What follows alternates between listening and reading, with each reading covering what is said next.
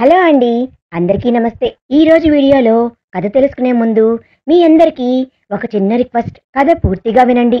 కథ మీకు నచ్చితే లైక్ చేసి మీ విలువైన అభిప్రాయాన్ని కామెంట్ రూపంలో తప్పకుండా తెలియజేయండి. మరిన్ని ఇలాంటి ఇంట్రెస్టింగ్ స్టోరీస్ కోసం మన ఛానల్ని సబ్స్క్రైబ్ చేసుకోండి.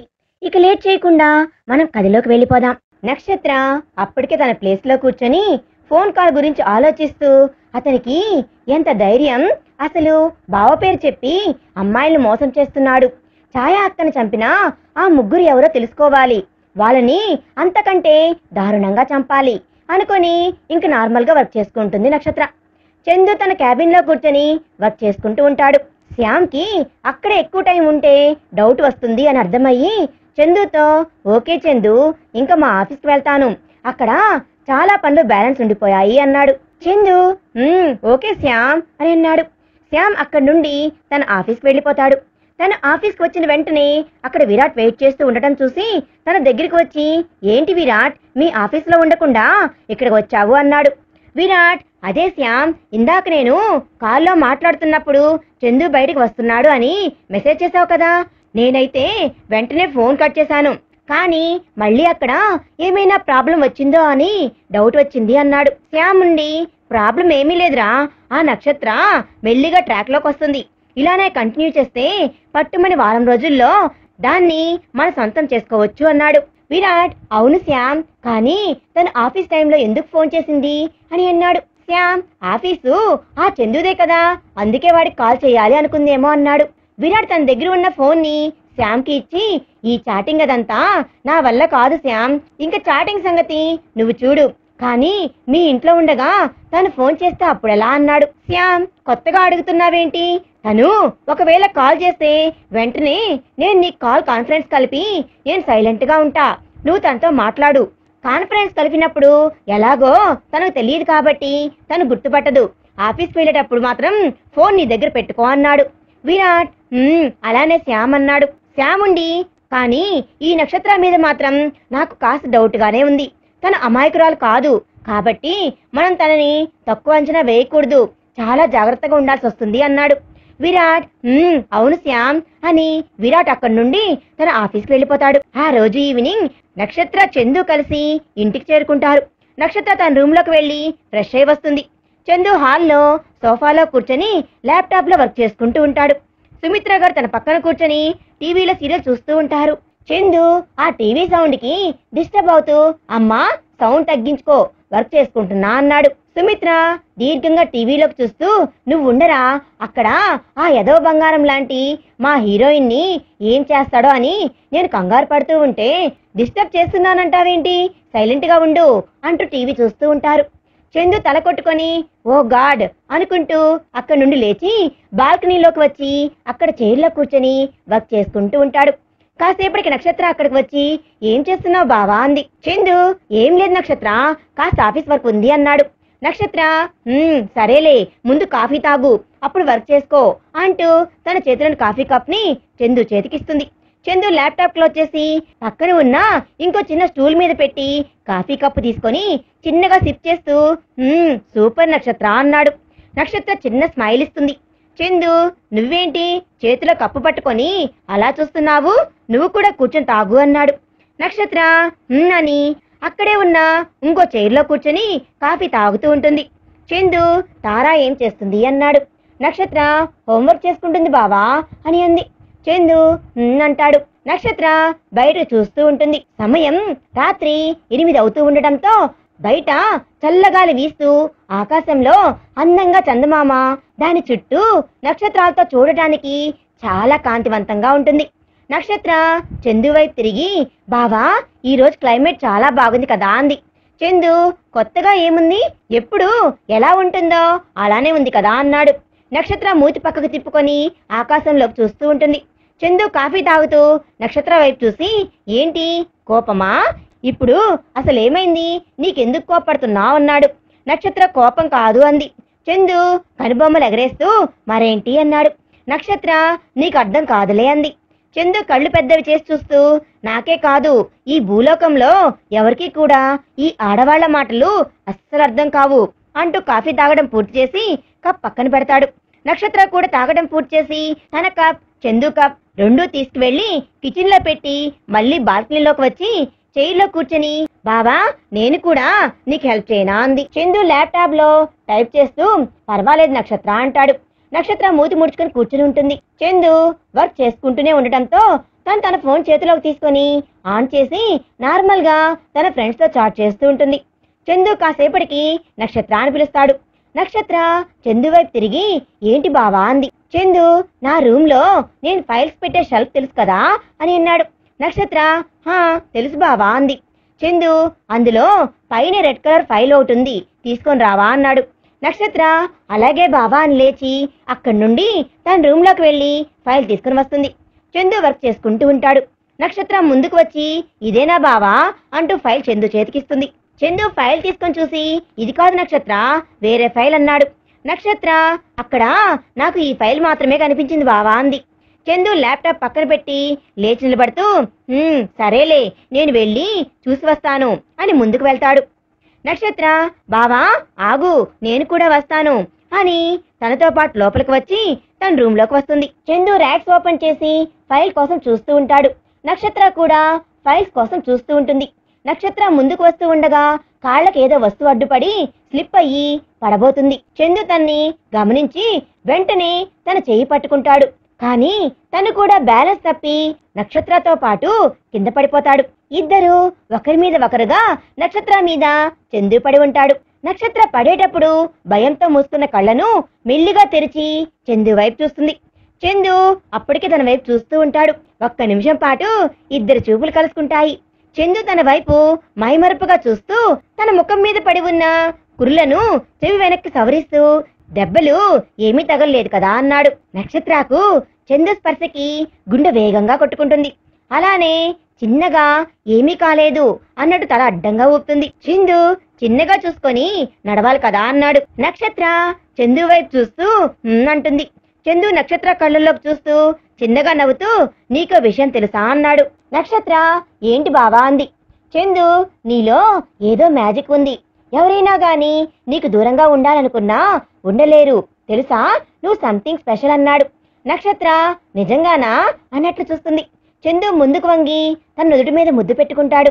నక్షత్రకి గుండె వేగం పెరిగి మెల్లిగా కళ్ళు మూసుకుంటుంది.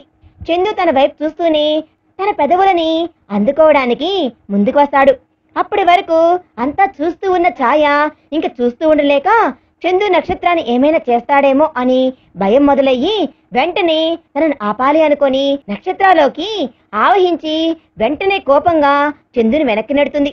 ఏమరపాటులో ఉన్న చందు వెనక్కి పడి పక్కన టేబుల్ని సపోర్టుగా పట్టుకొని కష్టంగా లేచి కూర్చొని నడుము మీద చేయి పట్టుకొని ఏ నక్షత్ర అలా తోసావేంటి అన్నాడు. నక్షత్ర అంటే నక్షత్ర ఒంట్లో ఛాయ ఉంది కదా, అది చందుకు తెలీదు. అందుకని అలాగే లేచి నిలబడి కోపంగా దగ్గరికి వచ్చావంటే ప్రాణం తీస్తా అంటుంది. చందు ఒక్క క్షణం తన కళ్ళ వైపు చూసి తన కనుగుడ్లు ఎర్రగా ఉండటంతో ఏం అర్థం కాక షాక్గా తన వైపు చూస్తాడు. నక్షత్ర ఒక్క నిమిషం పాటు తన వైపు అలానే కళ్ళెర్ర చేసి చూస్తూ మళ్లీ వెంటనే స్పృహ తప్పి పడిపోతుంది. చందుకి ఏం అర్థం కాదు. అప్పుడే నక్షత్ర కింద పడిపోవడం చూసి వెంటనే లేచి తన దగ్గరికి వచ్చి మోకాళ్ళ మీద కూర్చొని చిన్నగా తన చెంప మీద తడుతూ కంగారుగా నక్షత్ర అని పిలుస్తాడు. నక్షత్ర స్పృహలో లేకపోవడంతో కంగారుగా అనిపించి తన రెండు చేతులతో ఎత్తుకొని జాగ్రత్తగా బెడ్ మీద పడుకోబెట్టి తనకు ఏమైందో అనుకుంటూ డాక్టర్ కాల్ చేయడానికి బయటికి వస్తాడు. అక్కడే ఉన్న సుమిత్ర తను కంగారు పడుతూ ఉండటంతో తన దగ్గరికి వచ్చి ఏమైంది చందు, ఎందుకు కంగారు పడుతున్నావు అంది. చందు ఒక్క నిమిషం ఏం చెప్పాలో అర్థం కాక కాస్త తడబడుతూ అది అమ్మా నేత్ర సడన్ గా స్పృహ పడిపోయింది, తనకు ఏమైందో అని నాకు కంగారుగా ఉంది, అందుకే డాక్టర్కి కాల్ చేస్తున్నా అన్నాడు. సుమిత్ర అలాగే చందు కాల్ చెయ్యి, నేను వెళ్ళి ఒకసారి తనకు ఏమైందో చూస్తాను అని లోపలికి వెళ్తుంది. చందు ఫోన్ చేసి డాక్టర్ని పిలుస్తాడు. వాళ్లకు బాగా తెలిసిన డాక్టర్ అవడంతో వెంటనే బయలుదేరతాడు. చందు ఫోన్ చేసి పిలిచిన తర్వాత కాల్ కట్ చేసి రూమ్లోకి వస్తాడు. సుమిత్ర నక్షత్ర పక్కన కూర్చొని తనకి చేతులు రబ్ చేస్తూ ఉంటారు.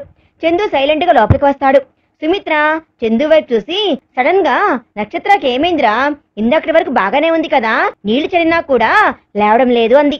చందు బాధగా నక్షత్ర వైపు చూసి అదే నాకు అర్థం కావడం లేదమ్మా అన్నాడు. డాక్టర్కి ఫోన్ చేశాను, బయలుదేరారు. ఇంక డాక్టర్ వచ్చాక తెలుస్తుంది అంటాడు. సుమిత్ర ఇంక సైలెంట్ గా నక్షత్ర వైపు చూస్తూ ఉంటుంది. చందు మళ్ళీ జరిగింది ఒకసారి గుర్తుకు చేసుకొని మనసులో సడన్ గా ఎందుకు తను అలా రియాక్ట్ అయ్యింది అని అనుకుంటూ బాధగా తన వైపు చూస్తూ ఉంటాడు. కొంచెం సేపు తర్వాత డాక్టర్ ఇంటికి వస్తారు. చందు డాక్టర్ ని రిసీవ్ చేసుకొని నక్షత్ర రూమ్ లోకి తీసుకుని వస్తాడు. డాక్టర్ నక్షత్రకి హార్ట్ బీట్, బీపీ అన్ని చెక్ చేసి అంతా నార్మల్ గానే ఉంది, కానీ సడన్ గా ఎందుకు పడిపోయింది, అసలు దానికి ముందు ఏం జరిగిందో కాస్త సరిగ్గా చెప్తారా అన్నాడు.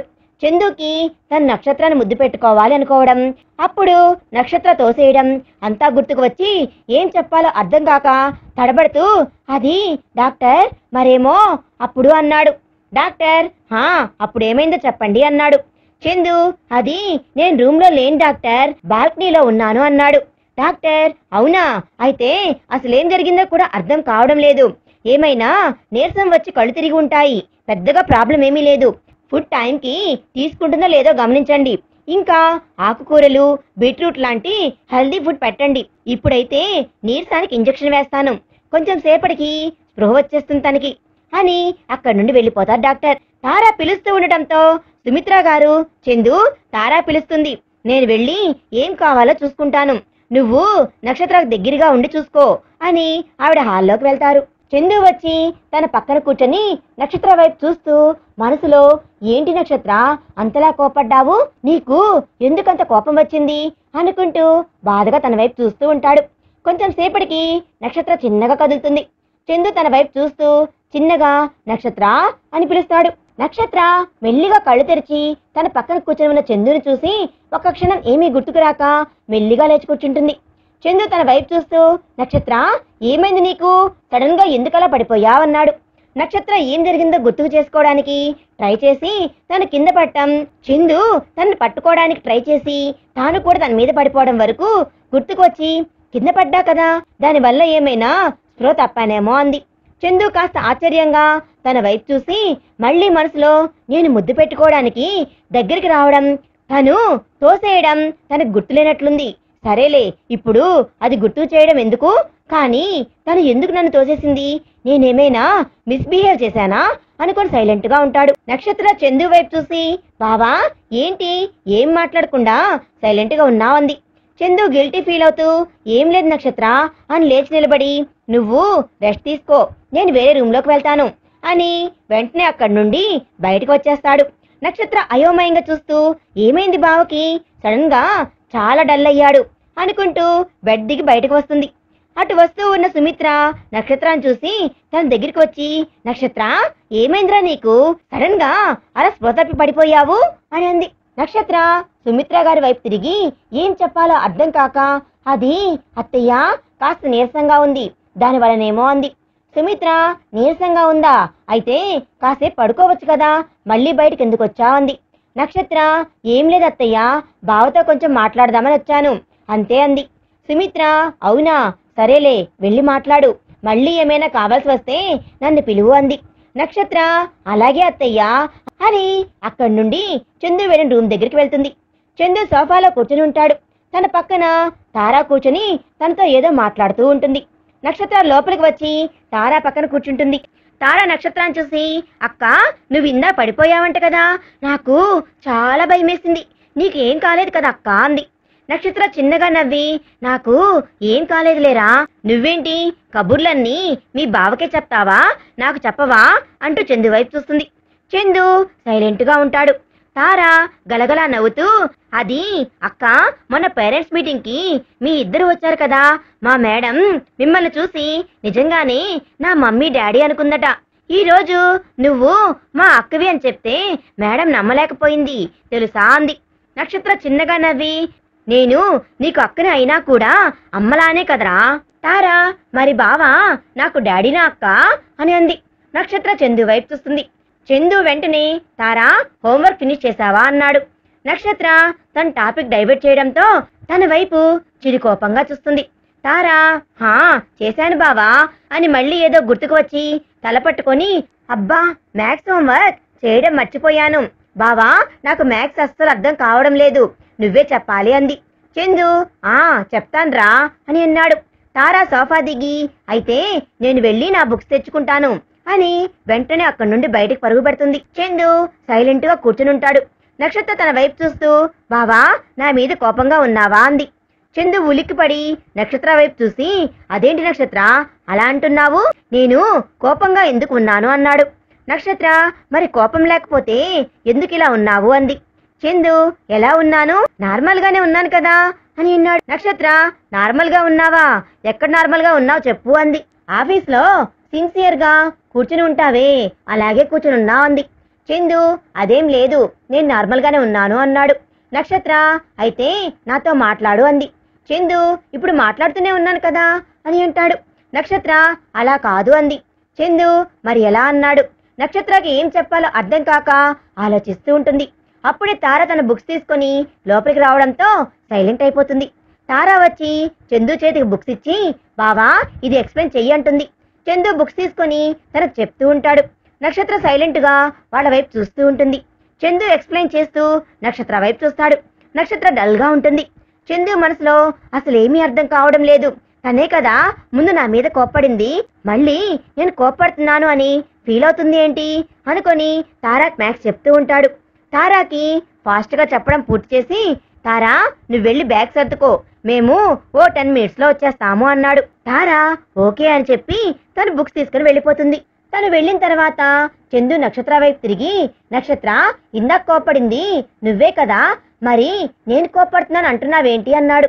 నక్షత్ర ఆశ్చర్యంగా చూస్తూ నేను నీ మీద కోప్పడ్డానా ఎప్పుడు బావా అంది. చందు ఇందాకే నువ్వు స్పృహ తప్పే ముందు అన్నాడు.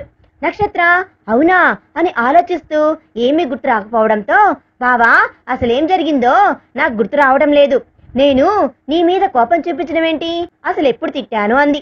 చందు ఆలోచిస్తూ నీకు గుర్తులేదు అంటున్నావు కదా వదిలే అన్నాడు. నక్షత్ర నేను కోప్పడ్డానో లేదో నాకు గుర్తులేదు బావా, కానీ నువ్వు ఫీల్ అయ్యావని నాకు తెలుసు, ఐఎమ్ సారీ అంటుంది. చందు పర్వాలేదు నక్షత్ర దానికి ఎందుకు సారీ చెప్పడం, ఇన్ఫాక్ట్ మిస్టేక్ నా దగ్గరే ఉంది, సారీ నేను చెప్పాలి అన్నాడు. నక్షత్ర ముందుకు వంగి చందును హగ్ చేసుకొని నువ్వు నాకు సారీ చెప్పడం ఏంటి బావా అంటుంది.